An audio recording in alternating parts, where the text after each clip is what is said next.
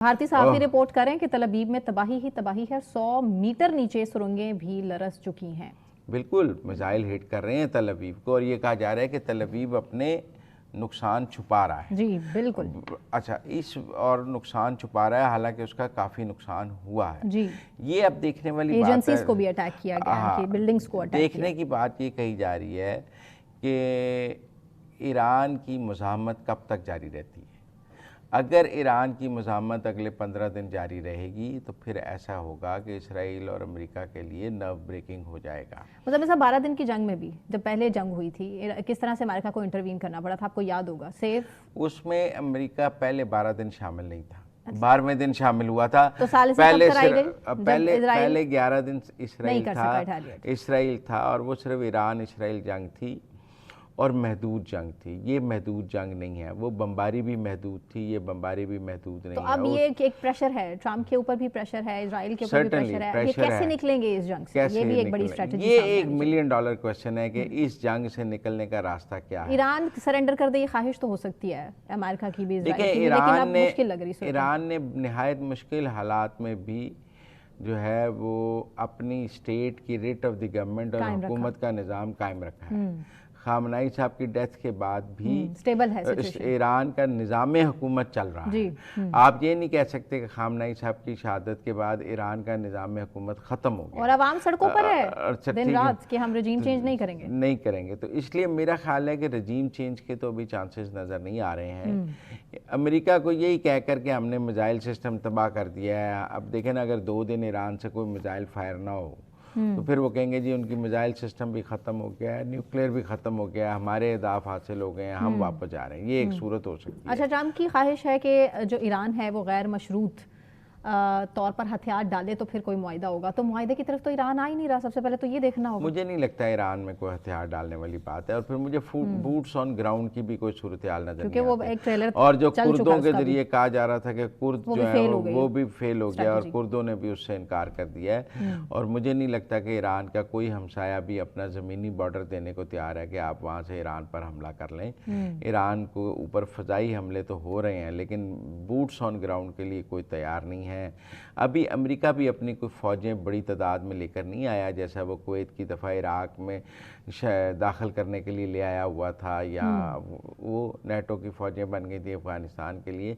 अभी ईरान पर boots on ground की कोई स्ट्रेटजी सामने नहीं। ज़िंदगी की अभी तो सिर्फ फ़ज़ाई हमलों की बात है और कब तक फ़ज़ाई हमले जारी रहेंगे ये अपनी एक अलग बात। लेकिन मुझे साहब ये जंग रुकनी चाहिए क्योंकि सूरत हाल हमारे मुल्क में, पाकिस्तान में कह रहे हैं कि कुछ लोग बैक चैनल पे इसके देखिए, कल अरब लीग का भी इजलास है। हाँ जी।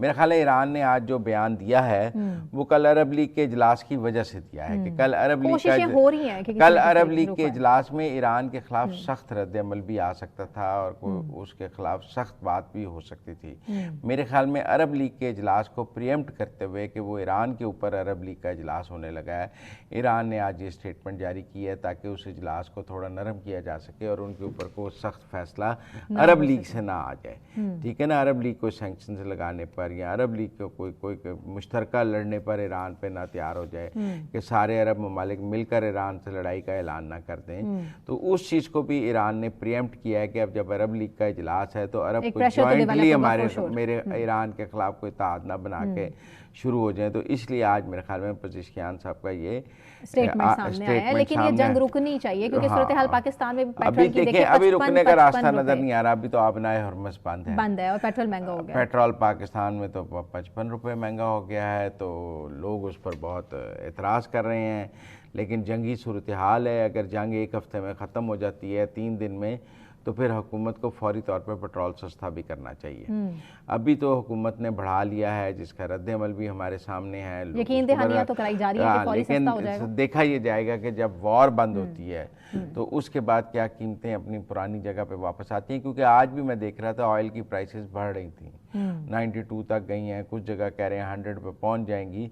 तो जिस तेज़ी से ऑयल की प्राइसेस बढ़ रही हैं तो गवर्नमेंट ने प्रीएम्प्ट करते हुए इकट्ठा 55 रुपये बढ़ाया है ताकि हमें हर हफ्ते मेरा ख्याल है ना बढ़ाना पड़े और हम एक कंफर्टेबल जोन में आ जाएं, लेकिन लोगों का रद्दअमल, अवामी एहतजाज इस पर अपनी जगह मौजूद है। बिल्कुल ऐसा ही है।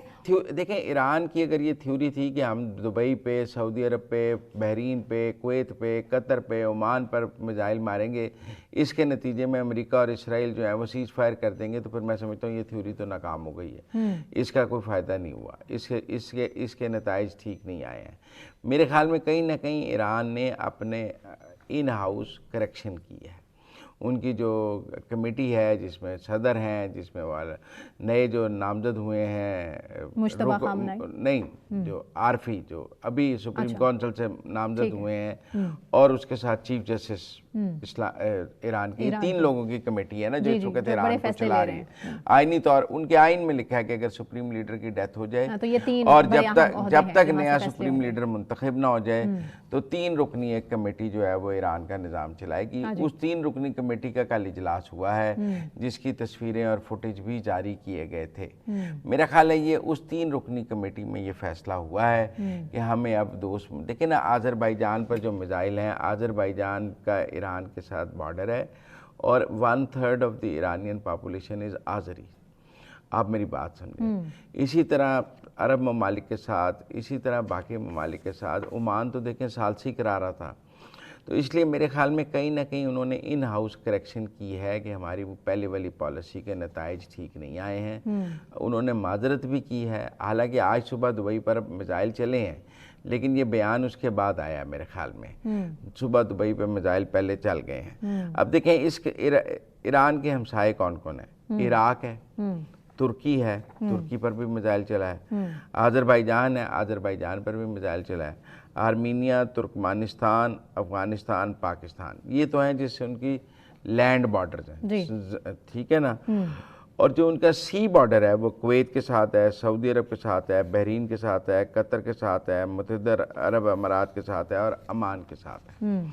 मेरे ख्याल में अगर हम ईरानियन प्रेसिडेंट की स्टेटमेंट को समझें कि वो काबिल अमल है और पासदारान इनकलाब भी उस स्टेटमेंट पर अमल करेंगे और वहाँ पर कोई निज़ाम हुकूमत और अभी मौजूद है, और इस बयान के नतीजे में जो पासदारान इनकलाब हैं या जो उनकी दूसरी फोर्सेस हैं वो इस बयान को तस्लीम करके इसकी अताअत करेंगी, तो फिर तो मेरे ख्याल में खित्ते में काफ़ी सुकून आ जाएगा। लड़ाई ईरान, इसराइल और अमेरिका तक महदूद हो जाएगी और बाकी मुल्क जो हैं वो अमन की तरफ चले जाएंगे। लेकिन मैं फिर भी समझता हूँ कि आज सुबह भी दुबई पे के एयरपोर्ट के अटैक हुआ है, बहरीन पे भी हुआ है। अब इसमें एक लाइन है कि इस बयान में जो बड़ी इंपॉर्टेंट है कि उन्होंने कहा कि पड़ोसी ममालिक के खिलाफ कोई हमला या मिसाइल हमले नहीं किए जाएंगे जब तक इन ममालिक की सरजमीन से ईरान पर कोई हमला ना किया सुकून रहेंगे दोनों ममालिक, ठीक है ना।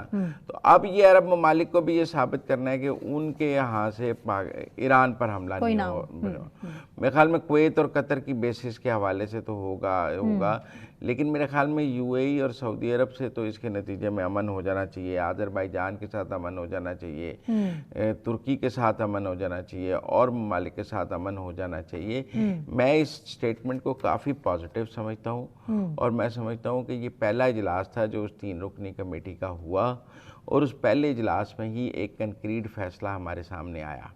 अब ये देखना है कि नए सुप्रीम कोर्ट लीडर के इंतखाब तक इस कमेटी की रेट जो है वो कितनी ईरान पर कायम है, क्योंकि ईरान में ये भी तो है ना कि इस वक्त आपस में राब्तों का भी फुकतान है, सब हमले हो रहे हैं, तो उसमें नीचे तक वो पैगाम पहुंचना, नीचे वो एग्जीक्यूट होना, सबका उसको तस्लीम करना, ये भी एक इशू है। फिर कुछ बातें ये भी हो रही हैं कि कुछ मिसाइल जो कहा जा रहा है कि ईरान नहीं चला रहा तो वो हिजबुल्लाह चला रहा है, मतलब तुर्की पे जो मिसाइल है उस हवाले से ईरान कहता है हमने नहीं चलाया, पर कहा जाता है हिजबुल्लाह ने चलाया।